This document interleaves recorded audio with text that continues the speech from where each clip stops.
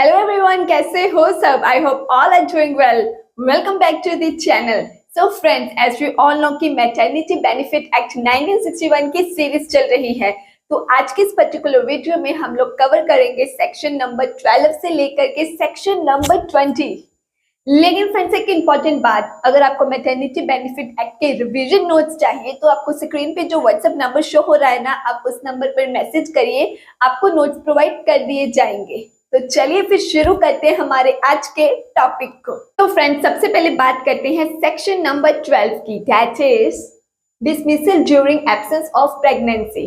Friends, ये section पता क्या कहता है? तो 12 सेक्शन के सबसेक्शन 1 ये कहता है कि जो एम्प्लॉयर है ना, कहते अगर वो 3 हरकतें करता है ना, कब?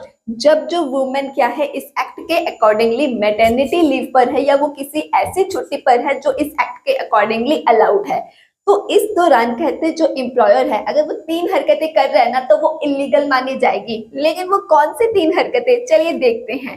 नंबर 1 फ्रेंड्स, सपोज करिए ये क्या है, वो वुमेन है जो एक फैक्ट्री में वर्क करती है एक्चुअली, ठीक है। और मान के चलिए ये जो लेडी है ना, ये मैटरनिटी लीव पर है। अब हम सबको पता है ये एक्ट अलो करता ही नहीं मैटरनिटी लीव। तो जब ये लेडी कहते मैटरनिटी लीव पर है, तो सबसे पहली बात मान करके चलिए जो एम्प्लॉयर है वो पता क्या करता है, इसे इसकी लीव के पीरियड के दौरान ही जॉब से निकाल देता है, तो ये इलीगल माना जाएगा। वो मतलब अब एम्प्लॉयर बोले अरे तुम तो छुट्टी पर हो, तुम तो काम पर नहीं आ रही, तो हम तुम्हें काम से बाहर निकाल देंगे, तुम्हें जॉब से फायर करते हैं, ये इलीगल माना जाएगा। क्योंकि वो जो छुट्टी उसने लेके रखी है वो उसको एक्ट के अकॉर्डिंगली अलाउड है। तो जब उसे एक्ट कहता है कि हाँ आपको मैटरनिटी लीव अलाउड है, तो इसका मतलब ये है कि अब एम्प्लॉयर यहाँ पर इस लेडी को उसकी छुट्टियों की वजह से उसे जॉब से बाहर नहीं निकाल सकता है। अगर वो जॉब से बाहर निकालता है इस दौरान तो वो इलीगल माना जाएगा। नंबर 1 समझ में आ गया फ्रेंड्स? अच्छा, तो अब बात करते हैं इसके पॉइंट सेकंड की। और ऐसा कहते क्या है जो एम्प्लॉयर अगर करता है उस लेडी के छुट्टियों के दौरान तो वो इलीगल माना जाएगा। तो वो ये कह रहे हैं, कहते अगर एम्प्लॉयर पता क्या है उस लेडी को जो कि अपनी मैटरनिटी लीव पर है, उस दौरान कहते अगर वो उसको क्या है डिसमिस का नोटिस देता है और वो नोटिस उसकी छुट्टी के टाइम के विद इन ही एक्सपायर भी हो जाता है, तो वो इलीगल माना जाएगा। ये पॉइंट को एग्जाम्पल के साथ समझिए, आपको अच्छे से क्लियर होगा। मान करके चलिए फ्रेंड्स, ये जो वुमेन है ना, जैन फेब मार्च 3 महीनों के लिए क्या है मैटरनिटी लीव पर है, समझ गए? ओके। लेकिन अभी उसकी छुट्टियां चल ही रही थी, पहली फेब को जो एम्प्लॉयर है वो उसको डिसमिस का नोटिस भेज देता है, जिसमें पता क्या लिखा होता है? उसमें ये लिखा होता है कि 1 मार्च को आपकी जॉब खत्म, बस जी, आपकी जॉब की रिक्वायरमेंट अब हमें नहीं है, जॉब आपकी खत्म हो चुकी है, 1 मार्च तक ही आपकी जॉब है। तो मुझे बताइए, क्या यहाँ पर जो एम्प्लॉयर है वो नोटिस उसकी छुट्टियों के टाइम पीरियड के बीच में दे रहा है? हाँ जी, जन फेब मार्च 3 महीने तो वो छुट्टियों में है और फेब में नोटिस भेजा जा रहा है। अब मुझे बताइए, क्या ये जो नोटिस है वो उसके छुट्टियों के बीच में एक्सपायर भी हो गया? हाँ जी, 1 मार्च को, क्योंकि मार्च का महीने में तो वो छुट्टियों में ही है, वो तो अप्रैल से आएगी। यस। तो क्या ये इलीगल है? बिल्कुल इलीगल है। मतलब कहते अगर जो एम्प्लॉयर है वो उसकी छुट्टियों के दौरान ही उसको डिसमिस का नोटिस भेजता है, उसने क्या बोला कि 1 मार्च को आपकी जॉब खत्म है जी, बस, और जब वो अप्रैल में आ रही है देख रही है मेरी जॉब तो ऑलरेडी खत्म हो चुकी है, ये क्या हुआ? तो ये गलत है। कहते अगर आपको कोई ऐसा नोटिस देना था जहां आपको बताना था उस लेडी को कि आपकी जॉब इस टाइम के बीच में खत्म हो जाएगी, तो वो नोटिस आपको उसकी छुट्टियों के पहले देना था, या फिर जब उसकी छुट्टियां खत्म हो जाती हैं तो उसकी छुट्टियों के बाद आप वो नोटिस दीजिए। अगर आप उसकी छुट्टियों के दौरान ही उसको बोल रहे हो नोटिस भेज करके कि आपकी जॉब अब खत्म हो चुकी है, तो वो इलीगल है। आई होप आप लोगों को ये पॉइंट भी क्लियर हो गया। अच्छा, तो अब इसका थर्ड पॉइंट सुनो फ्रेंड्स। ये जो लेडी है, मान लो पहले रैंक 1 की जॉब थी इसके पास, मान करके चल लो कि रैंक 1 की जॉब थी, और जब ये छुट्टियों के दौरान वापस आती है तो पता चलता है कि एम्प्लॉयर क्या करता है कि तू छुट्टियों पे थी ना, काम पे तो आई नहीं थी तू, तो वो क्या कर रहा है उसको जॉब को अब रैंक 1 से उठा करके रैंक 2 में भेज रहा है। क्या ये सही है फ्रेंड्स? बिल्कुल भी नहीं।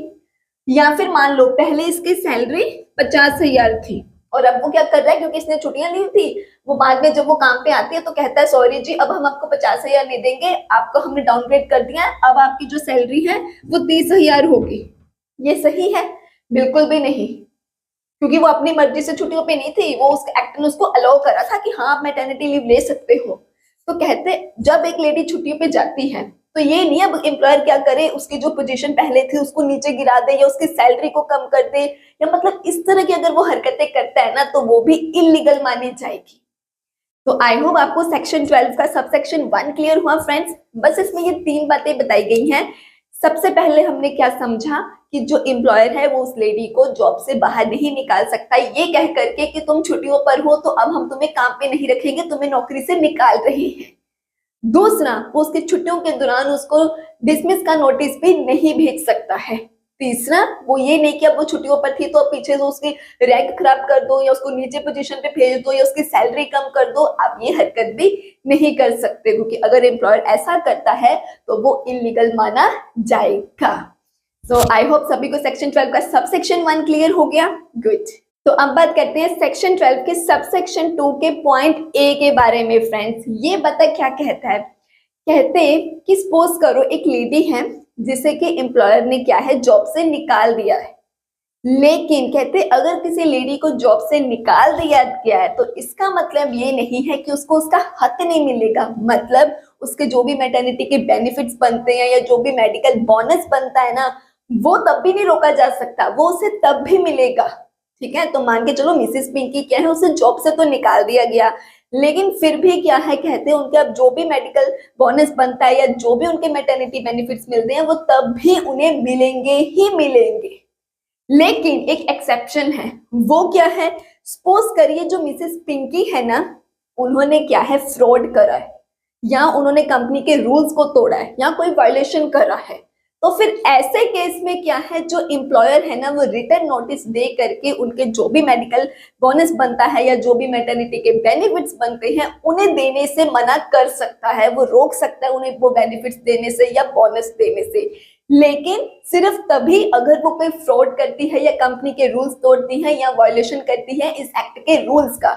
अदरवाइज भले ही वो जॉब से भी निकाल दी गई है लेकिन फिर भी जो एम्प्लॉयर है वो उनको वो बेनिफिट्स और बोनस देने से मना नहीं कर सकता, उस चीज को वो नहीं रोक सकता। सो आई होप ये भी क्लियर। तो फिर अब बात करते हैं सेक्शन 12 के सबसेक्शन 2 के पॉइंट बी के बारे में फ्रेंड्स। बी पॉइंट पता क्या कहता है फ्रेंड्स, कहते हैं सपोज करिए जो लेडी है ना उनको क्या है मैटरनिटी बेनिफिट्स नहीं दिए गए या फिर मेडिकल बोनस नहीं दिया गया या हो सकता है कि प्रेगनेंसी के दौरान उन्हें जॉब से निकाल दिया गया है, तो फिर अब यार ये तो उस वुमेन के साथ मुझे बताइए अन्याय हुआ है ना। बिल्कुल। तो अब क्या कहते हैं यहाँ पर वो जो वुमेन है अपने अन्याय के खिलाफ आवाज उठा सकती है। हाँ जी बिल्कुल उठा सकती है। कहते अब वो जो वुमेन है ना वो जा करके अपील कर सकती है, किसके पास, जो इस प्रिस्क्राइब्ड अथॉरिटी है ना उसके पास जाकर के क्या है वो अपील कर सकती है, वो आवाज उठा सकती है कि उसे प्रेगनेंसी के दौरान जॉब से निकाल दिया गया है या जो उसका मेडिकल बोनस देना था वो उसे नहीं दिया गया या जो भी बेनिफिट्स उसके बनते थे इस एक्ट के अकॉर्डिंगली वो उसे प्रोवाइड नहीं करे गए हैं। तो ऐसे सिनेरियो में कहते फिर वो जो लेडी है ना वो एक प्रिस्क्राइब्ड अथॉरिटी के पास जा करके अपील कर सकती है। अब फ्रेंड्स कहते वो जो अथॉरिटी है ना फिर उसी का डिसीजन फाइनल माना जाएगा। मान करके चलिए अथॉरिटी कहती है कि ये जो लेडी को आपने जॉब से निकाला है उसे जॉब वापस दीजिए, तो अब एम्प्लॉयर क्या करेगा, अब एम्प्लॉयर को उस लेडी को जॉब वापस देनी पड़ेगी। लेकिन ऑन द अदर हैंड ऐसा भी हो सकता है कि वो अपील करने के बाद अथॉरिटी को लगता है कि सही ही था कि इस लेडी को मेडिकल बोनस नहीं दिया गया या सही ही था कि इसे बेनिफिट्स नहीं मिले। हो सकता है ना फ्रेंड्स उस लेडी ने फ्रॉड करा हो या कोई रूल्स वायलेट करे हो, तो फिर ऐसे सिनेरियो में अगर अथॉरिटी का ये कहते कि डिसीजन आता है कि लेडी को नहीं मिलेंगे बेनिफिट्स, तब फिर उस वुमेन को भी वो बात माननी होगी। क्यों? क्योंकि फिर उस अथॉरिटी के जो डिसीजन है वही फाइनल माना जाएगा। Is that clear to all? Good. अच्छा तो फ्रेंड्स इसका पॉइंट सी पता क्या कहता है, लेकिन पॉइंट सी से पहले इसका जो सबसेक्शन 1 था वो क्या कह रहा था। सबसेक्शन 1 कहता था कि जो लेडी है उसको उसके बेनिफिट्स मिलेंगे ही मिलेंगे, उसको मेडिकल बोनस मिलेगा ही मिलेगा, कोई नहीं रोक सकता। लेकिन जैसे कि हमने अभी समझा अगर अपील में जो वो लेडी थी उसके अगेंस्ट फैसला आ गया, मतलब उसकी जो अपील थी वो रिजेक्ट कर दी गई, तो क्या हम अब ये मान के चलेंगे कि जो सबसेक्शन 1 था यार वो तो काम ही नहीं करता, वो तो वैलिड ही नहीं है, वो तो एनफोर्सेबल ही नहीं है? बिल्कुल भी नहीं कहते। सबसेक्शन 1 कहता है हाँ लेडीज को उनका हक मिलना चाहिए, जो इस एक्ट के अकॉर्डिंग उन्हें बेनिफिट्स मिलने हैं या बोनस मिलना है वो मिलना ही चाहिए। लेकिन लेकिन अगर कहते किसी लेडी की अपील को रिजेक्ट किया गया है तो वो सीधा मतलब ये है कि वहां पे सबसेक्शन 1 तो इन्फोर्सेबल है ही, लेकिन अपील रिजेक्ट करने का मतलब ये है कि वुमेन ने ही कोई फ्रॉड करा होगा, या उसने कंपनी के रूल्स को तोड़ा होगा, या इस एक्ट के जो रूल्स है उनका वायलेशन करा होगा। तो मेनली ये पॉइंट बस इतना ही कहता है कि अगर अगर कहते कि वहां पे अपील रिजेक्ट हो जाती है, मतलब अगर वुमेन को नहीं मिल रहे हैं बेनिफिट्स, तो यहाँ पे ये नहीं कहेंगे कि यार ये क्या उसकी तो अपील रिजेक्ट हो गई, इसका मतलब तो ये होगा कि सबसेक्शन 1 तो एवं ही है, वो तो एनफोर्सेबल है ही नहीं। वो एनफोर्सेबल ही है, सिर्फ उसी केस में कहते अपील रिजेक्ट की जाती है जहां पे वुमेन का कसूर होता है, अदरवाइज नहीं। अदरवाइज जो सबसेक्शन 1 है वो वुमेन के हक के लिए खड़ा ही है, एनफोर्सेबल है।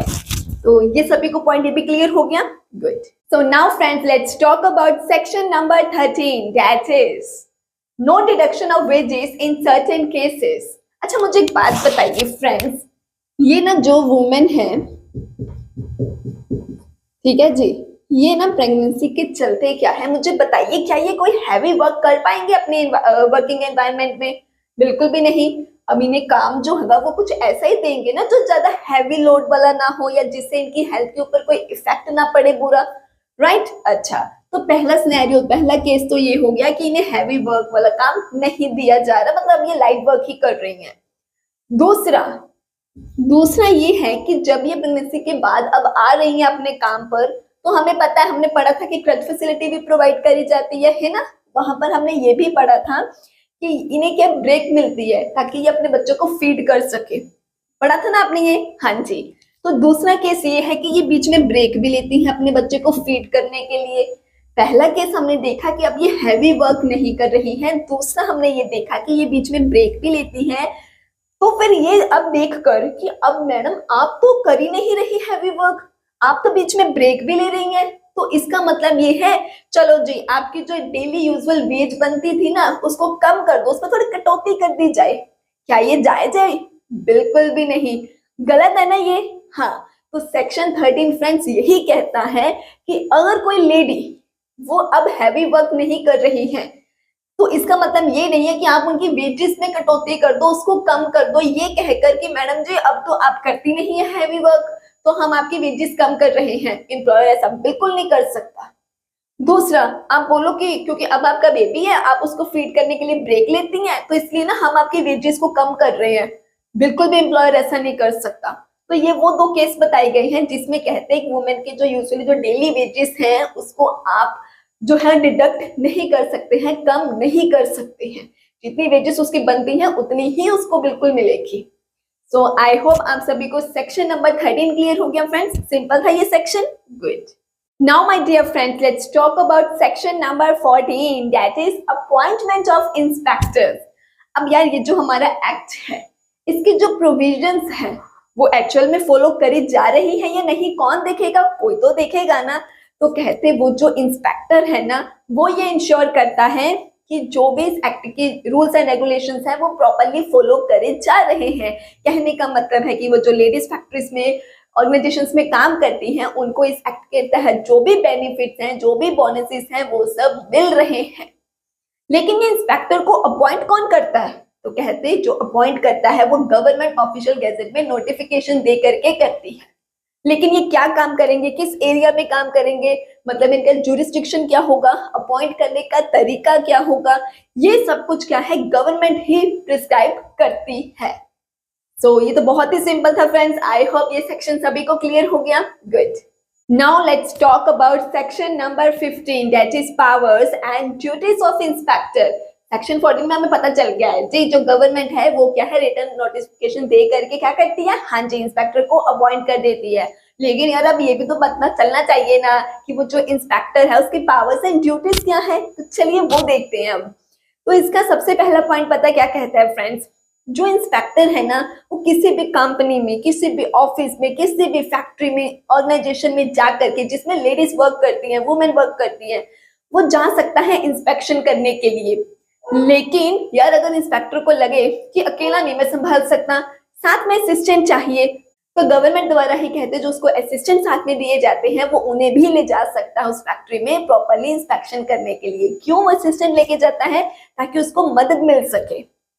अब यहाँ पे चलो जी हम मान के चलते हैं इंस्पेक्टर एक फैक्ट्री में गया जहाँ पे वुमेन काम करती है, असिस्टेंट को भी चलो साथ में ले गया अपनी मदद के लिए। अब वो वहां पे जाके क्या करेगा?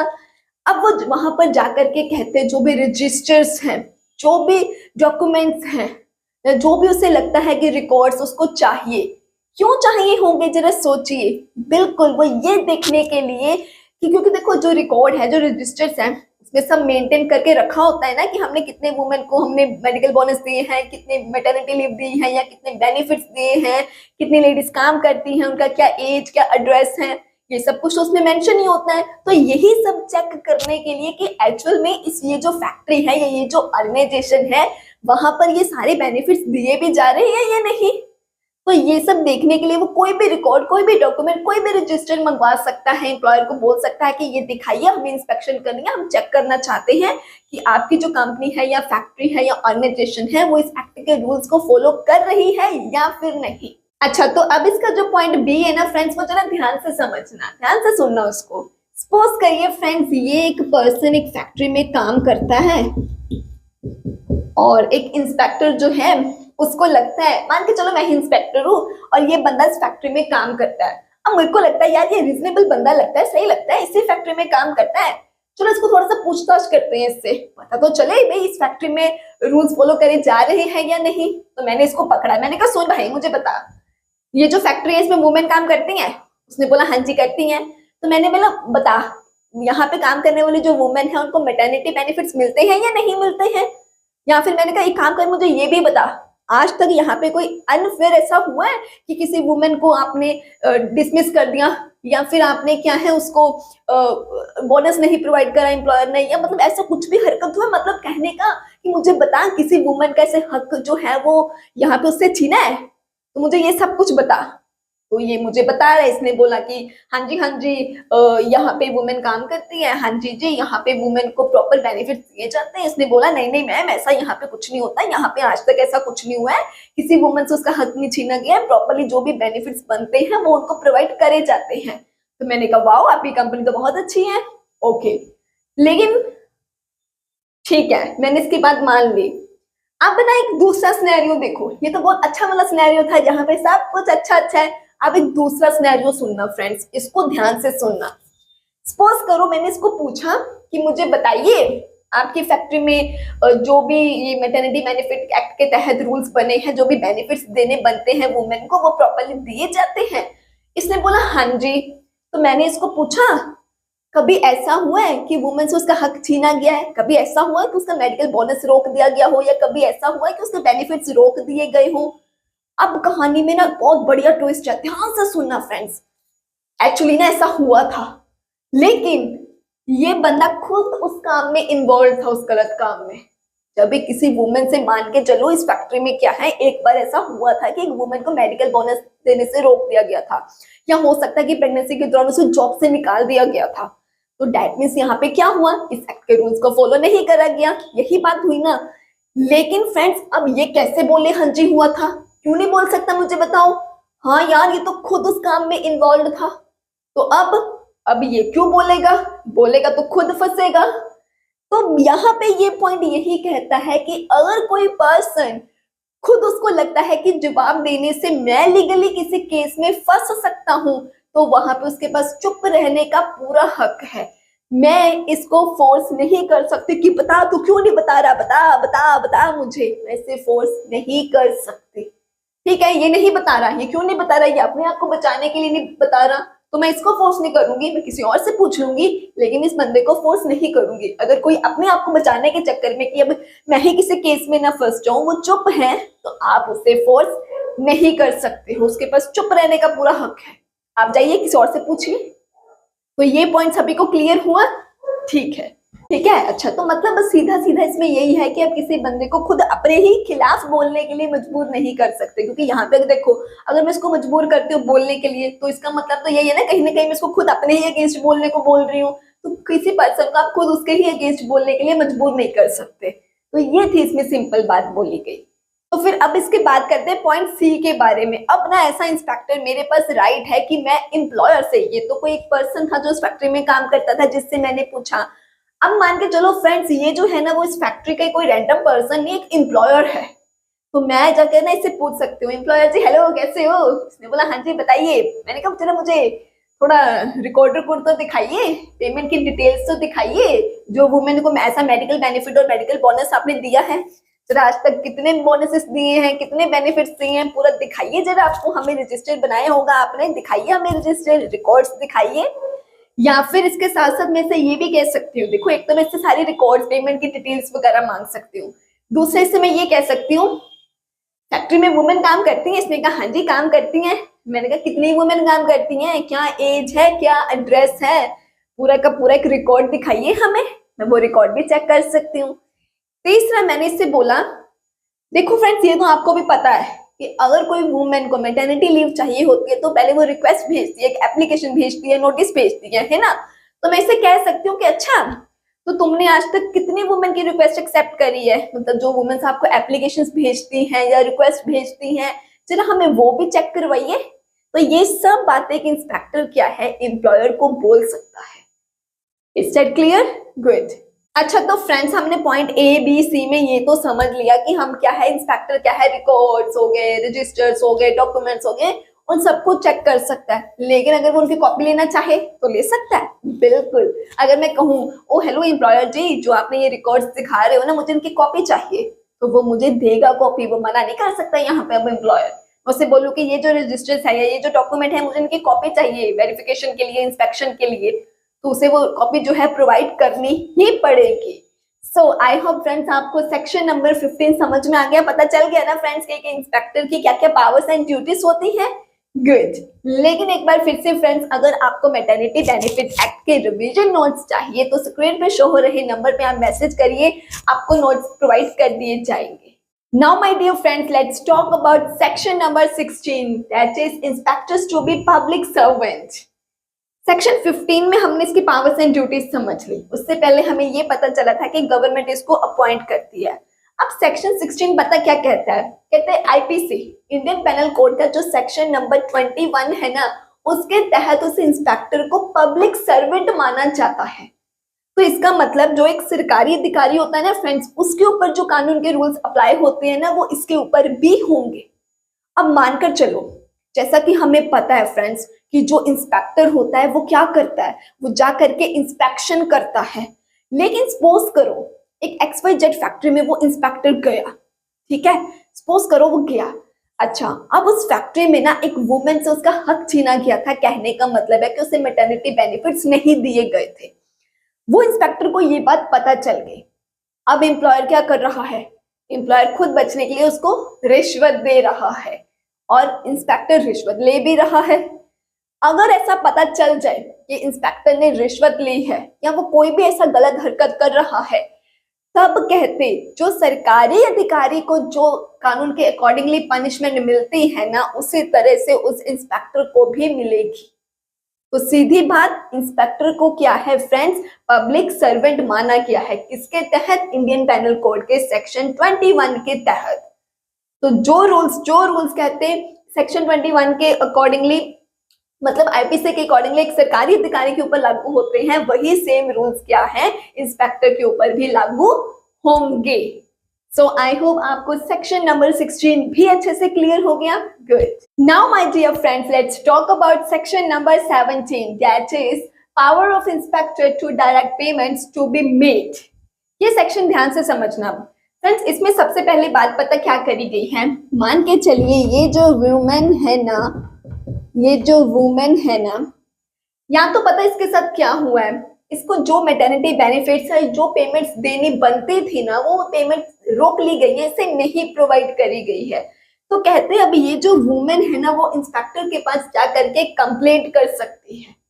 ऐसे ही सपोज कर लिए कि मैटरनिटी लीव के दौरान हमें पता है कि लीव के दौरान क्या है, एम्प्लॉयर उसे जॉब से बाहर नहीं निकाल सकता, बट अनफॉर्चुनेटली क्या होता है कि इस वुमेन का जो एम्प्लॉयर है ना, वो उसे उसकी मैटरनिटी लीव के दौरान जॉब से निकाल देता है। ये तो गलत है, ये तो अन्याय हो गया। तो यहाँ पर भी कहते अब ये जो वुमेन है वो इंस्पेक्टर के पास जा करके कंप्लेंट कर सकती है। तो सिंपली इस पॉइंट में यही बताया गया है कि अगर उस वुमेन के साथ किसी भी तरह का अन्याय होता है, हो सकता है उसे जॉब से निकाल दिया गया उसके लीव के दौरान, या हो सकता है उसके जो भी पेमेंट्स जो भी बेनिफिट्स बनते थे वो रोक लिए गए हैं, तो अब फिर वुमेन क्या है, इंस्पेक्टर के पास जाकर के कंप्लेंट कर सकती है। ठीक है, तो ये पॉइंट क्लियर हो गया फ्रेंड्स। अब इसका सबसेक्शन 2 क्या कहता है, कहते हैं या तो ना अब वो इंस्पेक्टर, ये मान के चलिए इंस्पेक्टर है, अब कहते हैं या तो वो इंस्पेक्टर खुद ही, और उसको लगता है कि वो यार इंस्पेक्शन करनी चाहिए, इंक्वायरी करनी चाहिए कि फैक्ट्री में सब ठीक ठाक है या नहीं, या तो कहते खुद से, या अगर मान लो उसको किसी वुमेन ने कंप्लेंट कर दी, मतलब किसी ने कंप्लेंट करी है, तब इंस्पेक्टर क्या है, इंक्वायरी करेगा। अब वो पूरी इंक्वायरी करेगा, क्योंकि देखो ऐसे ही वो किसी की बात पे यकीन भी तो नहीं करेगा, वो पहले प्रॉपरली इंक्वायरी करेगा।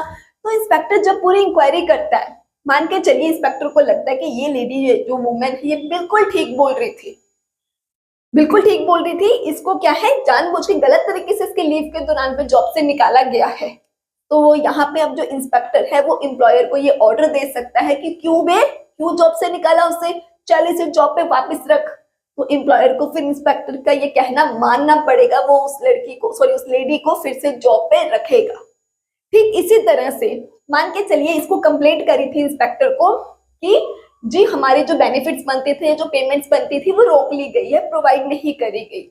अब इंस्पेक्टर पूरी इंक्वायरी करेगा, इंस्पेक्शन करने के बाद इंस्पेक्टर को लगता है कि ये वुमेन बिल्कुल ठीक बोल रही है, इसे पेमेंट सब बेनिफिट्स देने बनते हैं, तो तब भी क्या है ये एम्प्लॉयर को ऑर्डर दे सकता है कि तुमने ये गलत करा है, उस वुमेन के बेनिफिट्स को रोक करके चलो उस वुमेन को उसके जो भी बेनिफिट्स बनते हैं वो प्रोवाइड करो। तो एम्प्लॉयर को यहाँ पर भी अब इंस्पेक्टर का जो कहना है वो मानना पड़ेगा। सबसेक्शन 2 भी क्लियर हो गया, गुड। तो अब बात करते हैं सबसेक्शन 3 के बारे में। फ्रेंड्स सपोज करो, जैसा कि हमें पता चल गया कि इंस्पेक्टर ऑर्डर दे सकता है तो एम्प्लॉयर को वो ऑर्डर मानना पड़ेगा। अब मान करके चलो इंस्पेक्टर क्या है इस वुमेन के फेवर में डिसीजन ले लेता है, वो एम्प्लॉयर को ऑर्डर देता है कि तुम इसके मेडिकल बेनिफिट्स क्यों रोक रहे हो, इसके मैटरनिटी के जो भी बेनिफिट्स बनते हैं क्यों रोक रहे हो, तुम्हें वो पेमेंट्स देनी होगी, तुम्हें इसे मेडिकल बोनस प्रोवाइड करना होगा। ये डिसीजन मिल गया, लेकिन जो एम्प्लॉयर है मान करके चलिए वो इंस्पेक्टर के इस डिसीजन के अगेंस्ट है, तो कहते हैं एम्प्लॉयर क्या करे, तो एम्प्लॉयर कहते हैं जो प्रिस्क्राइब्ड अथॉरिटी है ना वहां जाकर के अपील कर सकता है। लेकिन कब तक, तो जिस दिन इंस्पेक्टर ने उसे नोटिस दे दिया, मतलब उसको अपना डिसीजन कम्युनिकेट कर दिया, बता दिया कि ये मेरा डिसीजन है, तुम्हें उस वुमेन को पेमेंट मेडिकल बोनस देना होगा, तो उस दिन से लेकर के 30 डेज के विद इन क्या है, अब वो जो एम्प्लॉयर है जो कि इंस्पेक्टर के डिसीजन के अगेंस्ट है, वो एक क्या है प्रिस्क्राइब्ड अथॉरिटी के पास जाकर के अपील कर सकता है। ये समझ गए। सेम यही चीज फ्रेंड्स वुमेन के केस में भी लागू होती है। क्यों लागू होती है, अब ऐसा भी तो हो सकता है कि जो इंस्पेक्टर है वो एम्प्लॉयर के फेवर में डिसीजन ले दे, वो कहे कि हाँ बिल्कुल ठीक था, इसको जॉब से निकाला, बिल्कुल ठीक था आपका डिसीजन, तो यहाँ पे अब वुमेन कहेगी ये क्या, एम्प्लॉयर ने जॉब से निकाल दिया, इंस्पेक्टर उसी के हक में बोल रहा है, तो मेरा कौन सुने। तो फिर यहाँ पर वुमेन भी क्या है, जिस दिन इंस्पेक्टर ने डिसीजन उसको सुना दिया ना, उस दिन से लेकर के 30 डेज के विद इन क्या है वो प्रिस्क्राइब्ड अथॉरिटी के पास जाकर के अपील कर सकती है। तो सिंपली आप लोग समझ गए ना, इंस्पेक्टर के डिसीजन अगर दोनों में से किसी भी पार्टी को सही नहीं लगता है तो वो जा करके क्या है अपील कर सकते हैं 30 दिन के विद इन प्रिस्क्राइब्ड अथॉरिटी के पास। अच्छा फ्रेंड्स, अब इसका ना नेक्स्ट सबसेक्शन पता क्या कहता है, वो मान के चलो हम ऐसा सपोज करते हैं कि सबसे पहले हम ऐसा सिनेरियो समझो पूरा, हम ये मान के चलते हैं कि इंस्पेक्टर ने क्या है वुमेन के फेवर में जी डिसीजन दिया था। अच्छा जी, एम्प्लॉयर का तो नहीं यार गलत डिसीजन दिया तुमने, तो एम्प्लॉयर ना अथॉरिटी के पास जाकर के अपील कर देता है, किसके अगेंस्ट, इंस्पेक्टर के अगेंस्ट, कि मुझे भी तेरा डिसीजन अच्छा लगा, वो अपील कर देता है। अच्छा तो फ्रेंड्स सपोज करो वो जो प्रिस्क्राइब्ड अथॉरिटी थी ना जिसके पास एम्प्लॉयर ने क्या है अपील करी थी, वो अथॉरिटी भी वुमेन के ही फेवर में अगर डिसीजन दे दे, एम्प्लॉयर कह रहा लो जी पहले इंस्पेक्टर ने नहीं मेरे फेवर में डिसीजन लिया, अब अथॉरिटी भी नहीं ले रही, तो अब वो सोच रहा है एम्प्लॉयर मैं कहीं और जाऊं अपील करने, तो एम्प्लॉयर को बोले चुपचाप वापस आजा वापस। क्यों वापस आजा? क्यों वापस आजा? क्योंकि कहते अब कहीं और जा करके अपील नहीं की जा सकती। सबसे पहला डिसीजन तो इंस्पेक्टर का ही फाइनल माना जाता है, आपको वो मानना पड़ता है। ठीक है, आप नहीं मान रहे, आपको नहीं अच्छा लगा, तो आप प्रिस्क्राइब अथॉरिटी के पास जा सकते हो। फिर उस प्रिस्क्राइब अथॉरिटी का जो डिसीजन है बस अब वही फाइनल रहेगा। आप कहीं और मत ढूंढो कि आप हम कहीं और अपील कर दे, नहीं। समझ गए फ्रेंड्स? सबसे पहले तो कहते किसका डिसीजन सही रहता है? इंस्पेक्टर का। ये डिसीजन फाइनल माना जाता है। अगर आप फर्दर कहीं और अपील नहीं करते हो तब इंस्पेक्टर का डिसीजन फाइनल माना जाता है। लेकिन अगर दोनों में से कोई भी पार्टी इंस्पेक्टर के डिसीजन के अगेंस्ट है तब उस सिनेरियो में आप प्रिस्क्राइब अथॉरिटी के पास अपील करते हो, फिर बस इसी का डिसीजन फाइनल होगा। अगर आप यहाँ पर भी आप उसके डिसीजन के अगेंस्ट हो तब आपका कुछ नहीं हो सकता, क्योंकि इसके बाद अब कहीं और अपील नहीं की जा सकती है। सो आई होप आपको ये सब सेक्शन भी अच्छे से क्लियर हो गया होगा। तो फिर अब फ्रेंड समझते हैं इस सेक्शन के लास्ट सब सेक्शन के बारे में। मान करके चलिए कि ये अब इसको एम्प्लॉयर मान लो। एम्प्लॉयर क्या है, इस वुमेन की जो भी पेमेंट्स बनती है, मेडिकल बोनस बनता है, वो नहीं दे रहा, वो उसने रोक लिया कि मैं नहीं दूंगा।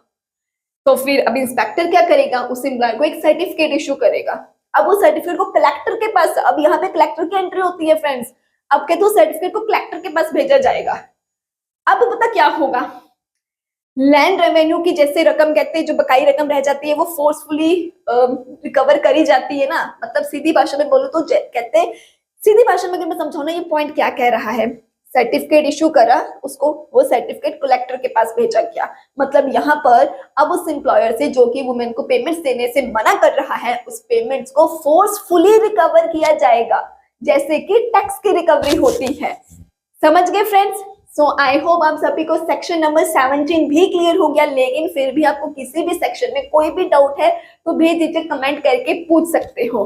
एक और बात फ्रेंड्स, अभी तक वीडियो को लाइक नहीं करा तो लाइक कर दीजिए, चैनल पर न्यू है तो चैनल को भी सब्सक्राइब कर दीजिए। एंड हाँ, रिविजन नोट्स चाहिए तो स्क्रीन पे नंबर शो हो रहा है, आप वहां पे मैसेज कर सकते हैं। Now my dear friends, let's talk about section number 18, that is forfeiture of maternity benefit. Friends, suppose करिए, मान करके चलिए ये ना एक वुमेन है, हमको पता है सेक्शन 6 के तहत क्या है, इन्हें मैटरनिटी लीव दी जाती है ना। अच्छा, तो इसको ना इस एक्ट के सेक्शन 6 के तहत मैटरनिटी लीव मिली। तो मैटरनिटी लीव मिली तो हमें पता है इससे पैसा भी तो मिला ही है। अच्छा, ये पता क्या कहती है? कहती यार ये ना फ्रेंड्स XYZ फैक्ट्री में काम करती है, कहते इस फैक्ट्री में तो मैंने मैटरनिटी लीव ली और साथ में पैसा भी ले लिया। एक काम करते हो, यहाँ से तो मेरी छुट्टियां चल रही हैं, इसने सोचा क्यों ना मैं इस दौरान ABC फैक्ट्री में जा करके काम करना शुरू कर दूं, वहां से भी पैसा ले लूं। तो ये तो आप अनफेयर एडवांटेज ले रहे हो ना अपनी लीव का। अब मान लो इसके XYZ फैक्ट्री के एम्प्लॉयर को ये बात का पता चल जाए कि मेरी फैक्ट्री में मैटरनिटी लीव ले करके किसी और फैक्ट्री में जा करके काम कर रही है, तब फिर कहते हैं उस एम्प्लॉयर के पास ना पूरा हक बनता है कि वो क्या इस वुमेन की मैटरनिटी बेनिफिट्स को फॉरफिट कर दे, कैंसिल कर दे, रद्द कर दे। बहुत सिंपल था ये सेक्शन। आई होप सभी को क्लियर हो गया कि एक वुमेन क्या है, अगर उसको एक फैक्ट्री में या एक कंपनी में मैटरनिटी लीव चल रही है तो इसका मतलब ये नहीं है इसने सोचा है 3 महीने की छुट्टी है, चल 3 महीने कहीं और जाके काम करके पैसा कमाते हैं। ये गलत है। अगर आप इस तरह का अनफेयर एडवांटेज लोगे तो फिर आपके एम्प्लॉयर के पास भी पूरा हक है कि वो आपके मैटरनिटी बेनिफिट्स को रद्द कर सकता है। Is that clear to all? Good. Now my dear friends, let's talk about section number 19, that is abstract of act and rules thereunder to be exhibited. Friends, यहाँ पे abstract का मतलब पता क्या हो गया? एक समरी कह सकते हो आप। जो एम्प्लॉयर है ना, कहते हैं उसका फर्ज बनता है कि वो क्या है प्रॉपरली समरी बनाए। उस समरी में क्या लिखना है कि ये जो उनकी फैक्ट्री में काम करती है वुमेन, उनके क्या क्या राइट्स हैं, क्या क्या उनको मतलब बेनिफिट्स मिलेंगे, क्या क्या उनके जो भी मतलब उनके हक है, उसके बारे में पूरा एक लिखे समरी बना करके, कौन सी लैंग्वेज में, उसी भाषा में जो उसकी कंपनी में काम करने वाले लोगों को समझ में आती है। और वो उसकी कहते कोशिश ये होनी चाहिए कि वो समरी को उस जगह पर लगाए, वहां डिस्प्ले करे जहां वुमेन ज्यादा आती जाती है, वुमेन ज्यादा काम करती है, क्योंकि मेनली वो बेनिफिट्स जो है वो तो वुमेन के लिए ही है। तो वुमेन को ही अपने हक के बारे में हमें बताना है। तो दैट्स वाई कहते हैं जो एम्प्लॉयर है उसको एक प्रॉपर समरी बना करके उसमें सारे जितने भी इस एक्ट के तहत वुमेन्स के लिए राइट्स बनते हैं वो लिखो, उसी लैंग्वेज में लिखो जो उन्हें समझ आती है, और वहीं पर उसे लगाओ जहाँ पे वुमेन्स का आना जाना ज्यादा है या फिर वुमेन काम करती हैं। मेनली इसका पर्पस फ्रेंड ये है कि ये जितनी भी वुमेन्स आपकी फैक्ट्री में या आपकी कंपनी में या आपके ऑर्गेनाइजेशन में काम करते हैं उन्हें पता चल सके कि उन्हें क्या क्या बेनिफिट्स मिलेंगे, उनकी क्या क्या राइट्स बनती हैं, क्या क्या हक हैं उनके पास। बस उन्हें यही बात को अवेयर करने के लिए ही एक समरी बनानी जरूरी है एम्प्लॉयर के लिए। आई होप सभी को सेक्शन 19 भी क्लियर हो गया होगा। नाउ माय डियर फ्रेंड्स, चलिए फिर बात करते हैं हमारे आज की वीडियो के लास्ट सेक्शन के बारे में, that is section number 20 registers. लेकिन फ्रेंड्स इसको समझने से पहले मैं एक बार आपसे फिर से बोल रही हूँ कि आपको किसी भी सेक्शन में कोई भी डाउट है आप कमेंट करके पूछ सकते हो। दूसरी बात, अगर आपको इस एक्ट के रिवीजन नोट्स चाहिए तो आपको स्क्रीन पे शो हो रहे व्हाट्सएप नंबर पे मैसेज कर सकते हैं।